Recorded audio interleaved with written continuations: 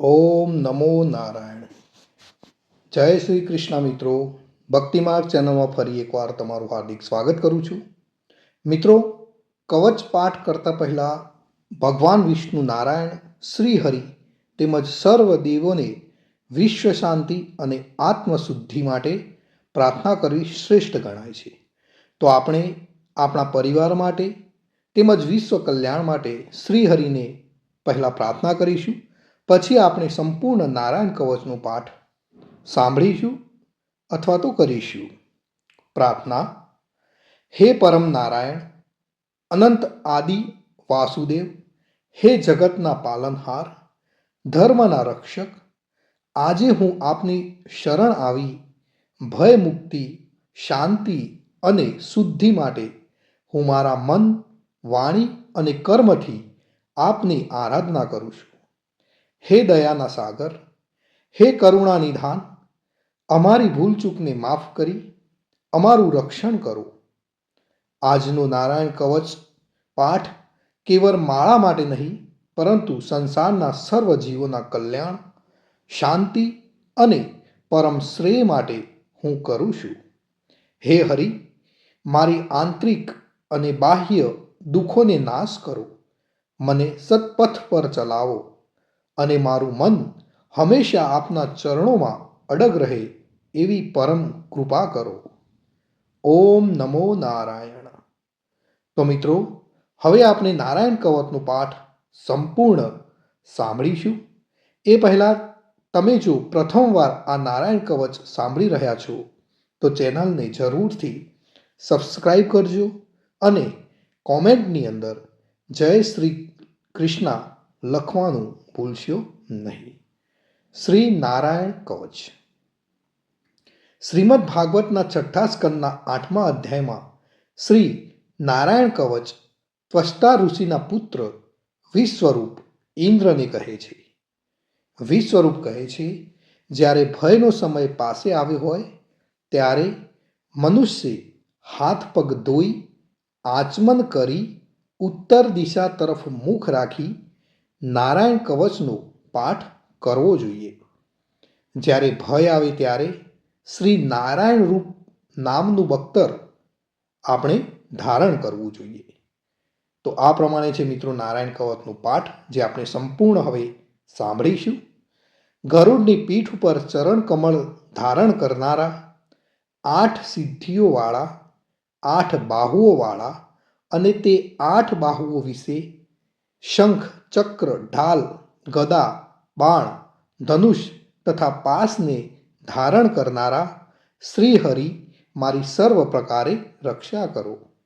જળમાં મત્સ્ય અવતારધારી ભગવાન જલતંતુઓથી તથા વરુણના પાસથી મારી રક્ષા કરો. માયાથી બટુક બનેલા વામનજી સ્થળમાં મારી રક્ષા કરો. શ્રી વિશ્વરૂપ ત્રિવિક્રમ ભગવાન આકાશમાં મારી રક્ષા કરો.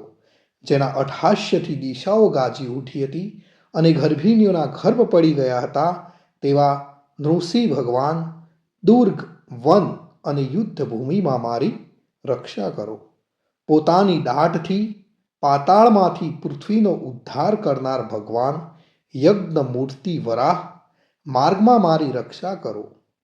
પરશુરામ પર્વતોના શિખરોમાં મારી રક્ષા કરો અને ભરતના મોટા ભાઈ રામ ભગવાન તથા લક્ષ્મણ પ્રવાસમાં અમારી રક્ષા કરો. ઉગ્ર ધર્મ અને પ્રમાદથી નારાયણ ભગવાન મારી રક્ષા કરો. નિંદાથી નર ભગવાન અને યોગ ભ્રષ્ટ થતા યોગેશ્વર દત્તાત્રેય ભગવાન મારી રક્ષા કરો. ત્રણેય ગુણોના સ્વામી ભગવાન કપિલ કર્મ બંધનથી મારી રક્ષા કરો. સનંત કુમાર કામદેવથી મારી રક્ષા કરો. હયગ્રીહ ભગવાન રસ્તામાં જતા દેવોને પ્રણામ ન કરવા રૂપી અપરાધમાંથી મારી રક્ષા કરો. દેવર્ષિ શ્રેષ્ઠ મુનિ નારદ ભગવાન ભગવાનની પૂજામાં જે કોઈ વિઘ્ન નડે તેનાથી મારી રક્ષા કરો. અને કૂર્મ અવતાર શ્રી હરિ સર્વ પ્રકારના નરકમાંથી મારી રક્ષા કરો. અયોગ્ય ખોરાક ખાવાથી ભગવાન ધન્વંતરી મારી રક્ષા કરો. જીતેન્દ્રિય ભગવાન ઋષભદેવ કામ ક્રોધ આદિના ભયમાંથી મારી રક્ષા કરો. યજ્ઞ અવતારી ભગવાન લોક અપવાદથી મારી રક્ષા કરો. બલભદ્ર ભગવાન મનુષ્ય તરફથી થનારા ઉપદ્રવોમાંથી મારી રક્ષા કરો. અને ક્રોધાવેશ સર્પગણોથી શેષ ભગવાન મારી રક્ષા કરો. ભગવાન વેદ વ્યાસ અજ્ઞાનથી મારી રક્ષા કરો. પાખંડીઓના ટોળામાંથી ભગવાન બુદ્ધ મારી રક્ષા કરો. ધર્મની રક્ષા કરવા માટે અવતાર લેનાર ભગવાન કલ્કી કાળના મૂળરૂપ કળિયુગથી મારી રક્ષા કરો. હે કેશવ ભગવાન પ્રભાત્મ ગદાથી મારી રક્ષા કરો. વેણુધર ભગવાન ગોવિંદ આ સંકટ કાળમાં મારી રક્ષા કરો. ઉદાત શક્તિ નારાયણ ભગવાન પ્રાહન કાળમાં મારી રક્ષા કરો. અને ચક્રધારી ભગવાન વિષ્ણુ મધ્યાહન કાળમાં મારી રક્ષા કરો. મધુ દૈત્યને મારનારા ઉગ્ર ધનુર્ધારી ભગવાન વિષ્ણુ ત્રીજા પહોરમાં મારી રક્ષા કરો. બ્રહ્મા વિષ્ણુ અને રુદ્ર એ ત્રણ મૂર્તિવાળા ભગવાન માધવ સાયકાળમાં મારી રક્ષા કરો. ઇન્દ્રિયોના સ્વામી ઋષિકેશ ભગવાન પ્રદોષ કાળમાં મારી રક્ષા કરો. પદ્મનાભ ભગવાન કેવળ એક અર્ધરાતથી પહેલાના કાળમાં અને અર્ધરાત્રે મારી રક્ષા કરો. શ્રી વત્સ ચિહ્નધારી ભગવાન એવા ઈશ શ્રી વિષ્ણુ પાછલી રાતે મારી રક્ષા કરો. તલવારધારી ભગવાન જનાર્દન મળસકામાં મારી રક્ષા કરો. દામોદર ભગવાન સંપૂર્ણ સંધ્યાઓમાંથી મારી રક્ષા કરો. કાળમૂર્તિ ભગવાન વિશ્વેશ્વર સૂર્યોદય પહેલાના કાળમાં મારી રક્ષા કરો. હે પ્રલય સમયના અગ્નિ જેવી તીક્ષ્ણ ધારવાળા ચક્ર વાયુવાળા અગ્નિથી જેમ સૂકું ઘાસ બળીને ભસ્મ થાય તેમ અમારી શત્રુ સૈન્યને ભસ્મ કર.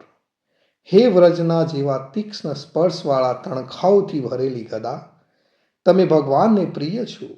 તમે કુષ્માંડ યક્ષ રાક્ષસ ભૂત તથા ગ્રહોનો ભૂકો કરી નાખો તથા શત્રુઓના ચૂરે ચૂરા કરી નાખો.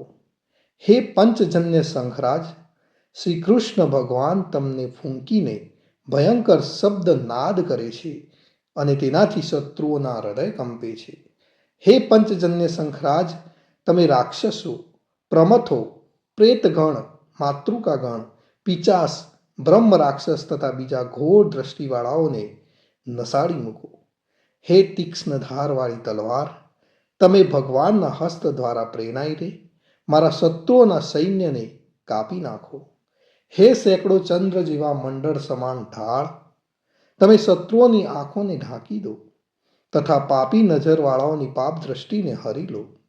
અમને ગ્રહોથી કેતુઓથી મનુષ્યોથી સર્પોથી દાઢવાળા પ્રાણીઓથી તથા પાપોથી જે ભય થાય છે તે સૌ તથા જેઓ અમારા સુખમાં વિઘ્ન કરનાર છે તે સર્વે ભયો ભગવાનના નામરૂપ અસ્ત્રના કીર્તનથી જ તુરત જ નાશ પામો. વૈદિક સ્ત્રોતોથી સ્તુતિ કરાયેલા વેદમય તથા સમર્થ ગરુડ ભગવાન સર્વ સંકટોમાં મારી રક્ષા કરો તથા વિશ્વસેન ભગવાન પણ પોતાના નામો લેવા વડે સર્વ સંકટોમાંથી મારી રક્ષા કરો. શ્રી હરિના નામ રૂપ વાહન આયુધો સર્વ દુઃખોમાંથી અમારી રક્ષા કરો. ભગવાનના મુખ્ય પાર્ષદો અમારી બુદ્ધિ ઇન્દ્રિય મન તથા પ્રાણની રક્ષા કરો. આ સાકાર નિરાકાર જે કંઈ જગત છે સર્વ ભગવાનનું જ સ્વરૂપ છે.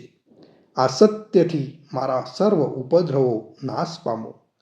અભેદ દ્રષ્ટિવાળા મનુષ્યોને ભગવાન પોતે ભેદરહિત જોવામાં આવે છે તો પણ તે પોતાની માયાથી આભૂષણો આયુધો તથા ચિહ્ન નામની શક્તિઓ ધારણ કરે છે. તે સત્ય પ્રમાણ વડે જ સર્વજ્ઞ અને સર્વવ્યાપક ભગવાન શ્રી હરિ સર્વ પ્રકારના રૂપો વડે સર્વદા અમારી રક્ષા કરો. શ્રી નૃસિંહ નામના ઉચ્ચારણથી જ જળ વાયુ અગ્નિ આદિનો પ્રભાવ પોતાના તેજથી દૂર કર્યો છે એવા લોકના ભયને દૂર કરનારા ભગવાન નૃસિંહ સર્વત્ર ચારો તરફ મારી રક્ષા કરો. મિત્રો, આ નારાયણ કવચનો પાઠ કરવાથી શું ફળ મળે છે એની જો વાત કરીએ તો વિશ્વરૂપ કહે છે, હે ઇન્દ્ર, આ નારાયણ કવચ તમારી આગળ જે કહ્યું એને ધારણ કરવાથી તમે શ્રમ વિના અસુરોના અધિપતિઓને જીતશો. આ નારાયણ કવચને ધારણ કરનારો મનુષ્ય નેત્રથી જેના તરફ જુએ અથવા તો પગ વડે જેને અડકે તે તુરત જ બધા જ ભયોમાંથી છૂટે છે. આ કવચ ભણનાર કે સાંભળનાર પુરુષને કોઈ દિવસ રાજાઓ તરફથી, ચોર તરફથી, ગ્રહો થકી, વ્યાઘ્ર આદિ તરફથી તથા બીજા કોઈ તરફથી કોઈ પણ પ્રકારનો ભય રહેતો નથી. તો મિત્રો, આ હતું આપણું રક્ષા કરનારું નારાયણ કવચ. એટલે આપણે નિત્ય નારાયણ કવચનો પાઠ કરવો જોઈએ. ભગવાન સર્વનું રક્ષણ કરે એવી જ મારી પ્રાર્થના. મિત્રો, કોમેન્ટની અંદર જય શ્રી કૃષ્ણ લખવાનું ભૂલશો નહીં અને ચેનલને સબસ્ક્રાઈબ કરવાનું પણ ભૂલશો નહીં.